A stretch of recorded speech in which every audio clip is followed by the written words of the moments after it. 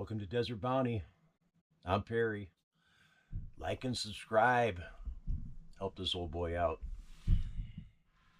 Today's episode is kind of just an update. There's a lot of things I want to talk about on camera that I think the public should know that I won't get into right now. It's about the economy, global affairs, climate, space, all those things that we're all focused on, doom scrolling, and checking out. But this video is going to be focused on homesteading and what I'm doing to be self-sufficient on a fixed income. West of me here, toward California, you may have noticed there's a huge caravan of people who are living in their vans, living in their cars, living in their RVs and mobile homes in the desert, like in the sand desert. And for a variety of reasons, those people have found themselves to be homeless, meaning not in a traditional home, in a neighborhood, little pink houses for you and me. And for whatever reason, be it, of their own demise or circumstances that they couldn't help, they're in a vehicle living in one of the most inhospitable climates literally on earth. They're hauling in water. They're using buckets to deal with their waste. Some of them are working, some of them are not. They're putting extreme pressure on the food banks, and they're collecting food. I'm aware of this because it's so close to me. The major networks, they aren't really focusing on that. Millions of people are being evicted from their rentals. There's people who are walking away from their homes and their mortgages because they can't sell their house and they can't afford to live there. And people are becoming quite desperate. And I'd like to go on and rattle on about why I think that is and who's responsible for that. I think that our focus should be somewhere else. So I want to say to you, rough times are coming. And if you really can't understand that, then I implore you to stop and think and look and investigate and figure out right now what it is you're going to do when resources become more scarce than what they are right now. Fuel is going to get expensive here in a minute. Since 2020, we've had supply chain disruptions that never really fully recovered. And the general feeling of the American public is one of distress right now. I'm out here on a 10-acre homestead. A couple years ago, I made the choice to try to get as debt-free as I possibly could, sell the house that I had that really wasn't valued as much, and then I retired because I just can't compete in the workforce because of my age. I'm not exactly a desirable hire. And if you haven't noticed, the jobs are kind of sucky. When I was young, I used to think that I could get a job in the paper mill in Wisconsin, and, buckle down, get in the union, and be able to retire. I've been married twice, and I've got 4 kids. 2 are fully grown, and 2 are still young. I'm divorced, and I really can't do much to support them. On my Social Security. I took the proceeds from the sale of my house, which wasn't much, and I bought 10 acres in an area where the land was cheap.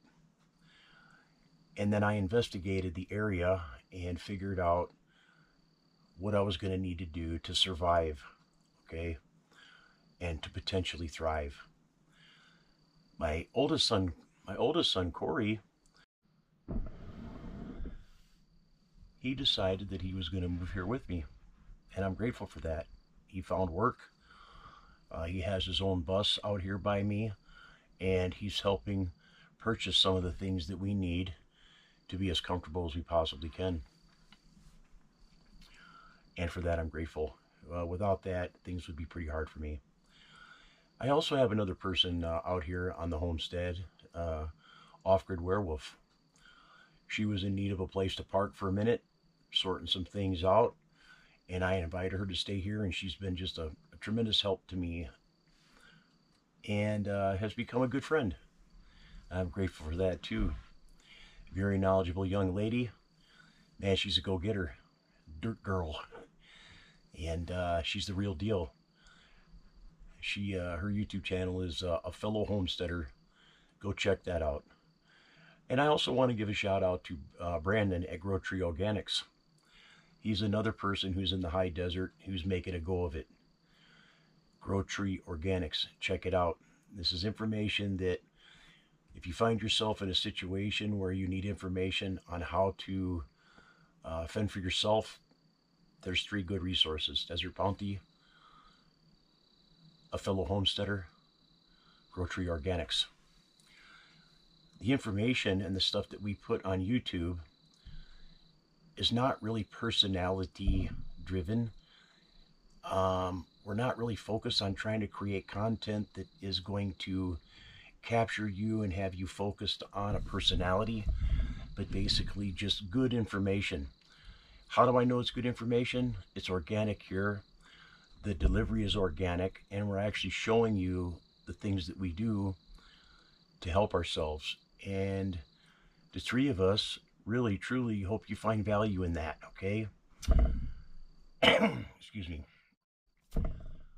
There's some things that I had to do out here on this raw land when I first got here that took a lot of hard work, and it's not finished yet. I think I got about 5 more years. I have to haul in my own water here. There's no water wells. It's 1,000 feet deep. It only rains here for a couple months a year, if that. There's been a severe drought here, and I moved here in a time when there's no water. Thankfully, in town, there's a well, and we can purchase water. And that's what we're using to cook with, to bathe in, and to get by. And we're also trying to do water harvesting. We're making ponds, Zuni bowls, check dams, and we are creating roof surfaces that we can capture water off of and put in totes and use for our animals. This process isn't easy. It takes time and patience and determination. There's a lot we don't show you on our channels because it's just too much. Flat tires, broken transmissions, generators that fail, solar systems that go down. And we're also dealing with the climate, okay? Harsh UV, high temperatures, dry climate, and right now in monsoon, we're dealing with torrential downpours. We've had one that was pretty intense. We collected a lot of water from that, but it comes down in volumes that's truly unbelievable. And then we've watched the desert around us explode with life. So down south of me, down around Phoenix and Tucson, it's pretty flat. It's closer to sea level. Daytime temperatures right now are anywhere between 100 to 118 degrees, with overnight lows just in the 90s. And most of the population in Arizona is down in that area, Phoenix, Tucson, and it's brutal. It's brutal.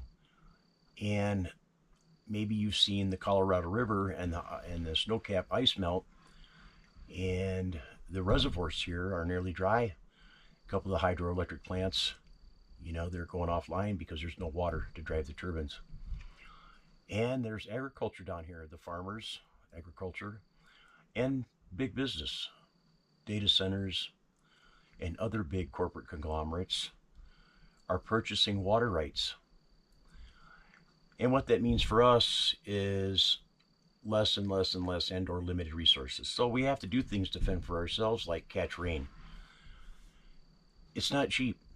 You got to get totes. You got to create a surface that you can catch water on. You have to get guttering of some kind. You have to have some rudimentary filtering for your tanks, and then you have to capture the water. To drink it, you have to go through some pretty aggressive filtering processes to make it so that it, it's as less harmful as possible. And that's a difficult prospect. It's something that you have to think about, plan for, and execute in a way that's not going to get you sick. Grocery stores, are 50 miles away from us. And my last visit to the grocery store in Williams, Arizona, I was surprised. A lot of the shelves are bare right now. It appears as if they're downsizing. They're not going to be carrying a lot of products, and they're focusing on the things that they can sell because the economy's not in the best shape and people are struggling. Okay, so the grocery stores, they have to, protect their bottom line, and they're not going to carry the products. So, the days of going in and seeing a huge variety of things to choose from, I think are over. And they're going to be focusing on the things that people are buying and that people need. And then everything else is just, they're not going to stock it if they're not selling it. So, flour, water, sugar, milk. And I threw water in there because here it's a big deal. Bottled water, filtered water. There's filtering stations around where you can buy filtered water and fill up jugs. And that might be coming to a city near you soon. Your city water supplies are in big trouble. The infrastructure's crumbling. So, no matter where you are, you may be having a water issue here, similar to what we're going through. My property is at about 5,000 foot elevation. It's considered desert, but there is vegetation. And to my surprise, pleasant surprise, after being here for almost a year and homesteading now, this place is teeming with life. It's incredible. Beautiful, beautiful life. And when I first got here, I looked around and it looked bleak. I'm not going to lie, it looked pretty bleak. And as I met the local people here and I was welcomed with open arms, I started to see how some of the other homesteads were working around me in the area. And the friends that I had that were already here establishing homesteads, I was fortunate enough to have them so I could go look at what they were doing and try to duplicate it for my own needs. And I'm grateful for that information. And the purpose of Desert Bounty is to share with you this information so that you can help yourself if you need to. We have chickens here. I have 4 chickens. I'm building a chicken coop. Nika has, 10, 12. She just had baby chickens yesterday. And we had 2 rattlesnakes come through today, and one of them went in the frying pan. I have a video that's coming out here in a minute, and it is about how we're handling the pigs that I have. I've got a male and a female. She got pregnant and had piglets. We had 6. 2 died. And then the 4 that survived were all boys. And to have responsible husbandry practices, I have to neuter the boys. We don't have a veterinarian on call out here that can just show up and do that for us. And not only that, it's an expense that I simply can't afford. So it's a self-education process, things that we have to do to take care of our animals so that not only are they healthy and we're being good stewards of not only the animal and caring for their psyches, but also their health for our need, because it's food. We treat these animals like they're pets, and we even have names for them. And then we call them and then we eat them. For a lot of people, that's a strange thing, okay? If you're a hunter, you deer hunt, squirrel, pheasant, okay, that's one thing. You go in the woods, you harvest one. Your dad or your grandpa or your brother or whoever may have shown you how to be a hunter, how to harvest wild animals, and that's kind of how I grew up. But raising your own animals and then calling them for food is a whole different thing. And I'm going to be honest, learning this skill set at my age has been difficult. So I can't imagine for younger people who have never had to participate in anything like that, don't have any hunting skills, never cleaned an animal, never ate a wild squirrel. You know, you're used to getting your chicken and your pork and your beef in a package at the grocery store. And of course, you've seen the documentaries about the horrific abuse and the industrial culling of animals, all that.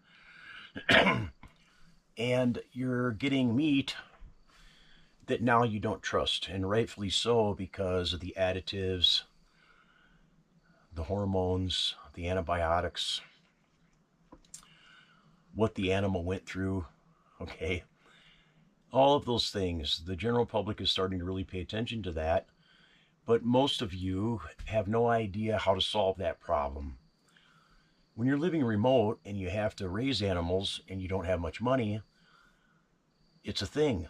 You need to find where to get the animals, what kind of a facility or pen or structure you need so that they're cared for, the feed that you're going to give them, how you're going to get the feed, how much it's going to cost. It's all a delicate dance, and I'm going to tell you, it's not easy, but it's doable. Okay, it's doable because I'm doing it, and you can too. Nika, Brandon, several other people who live on the homesteads, frugal off-grid. Okay, John, you look at some of these homesteads, and we're all just trying to get by. This isn't something that we created for likes and subscribes. We're all hoping that we can get some money from YouTube for putting this content out there as a supplement. Maybe. We're not out trying to create viral content. This is really, truly how we live. And I think that people are going to find value in that because things aren't looking so good, people. And if what we do here can help you get by, I hope so. That's what I'm trying to do. And I think the others that are doing this kind of content are also trying to do that. They're trying to show you that these things can be done. Now, maybe you can't do something like this. Reach out to your neighbor, reach out to your friends. You're going to have to rely on each other. You're going to have to build communities. Go out and meet your neighbor. Don't get pulled into political division, racial division, religious division. People are good people, okay? And everyone has hang-ups. You're going to have to get over it. The best thing you can do is create networks in your community so that you can share resources and ease what's about to happen. I never thought in my 62 years, I'm a veteran, I serve my country, I love my country, and right now I'm embarrassed. Not from the current president, but all the ones before him too. I'm not happy about how this turned out, and I feel cheated. I feel lied to, but I'm not going to be hateful or resentful about it. I'm going to do something about it. And one thing that I'm doing that I hope you do too is take responsibility for yourself. Don't be a dependent on the system because it will chew you up and spit you out. In the distance, the rooster's crowing. It's 1 o'clock in the morning right now and he's out there. Do things to help yourself, okay? Don't be hateful, don't be resentful. Reach out to your neighbor, learn their name, find out what skill sets you have and how you can cooperate with each other to get by. All things rise and all things fall, okay? This bump we're about to go through is going to be traumatic for a lot of people. Keep your wits about you. If your method of survival is going to be taking from others, I feel sorry for you. It is a guilt that will haunt you for the rest of your life. Do what you can to help your neighbor. And as time passes, things will get better. They always do. Things get bad, but then things get better. So prepare yourself to ride out that dip that's coming. And do your best to help your neighbor and be a good human being. Well, I'm Perry. This is Desert Bounty. If you just found the channel, hey, how's it going? My next video is going to be about gelding the baby pigs. It has a warning, it's sensitive content, it has some muting, but you can get an idea what it's like to care for a clutch of piglets. It's day 2 now. They're completely healed. They're happy. They're playing. They're running around taking treats like nothing ever happened. And I'll have some footage of them here in the next day or two so you can see how they have adjusted to being, you know, gelded. It wasn't fun. It was hard. It was the first time, but we managed through it. I hope you enjoyed that video. Well, I'm going to sign off now. I hope you tune in later and watch the content. Take a look at some of the other videos at how we developed the homestead and how far we've come and how far we have to go. This is a never-ending thing you have to massage. I'll be doing this till I'm dead. There's no cushy retirement for me in an easy chair watching, you know, my favorite movies, waiting for death to find me. I'm going to be working, and you'll probably find me someplace out there, my last breath, and that's how I want it. A free man executing his free will as the creation intended for me. Thanks for watching.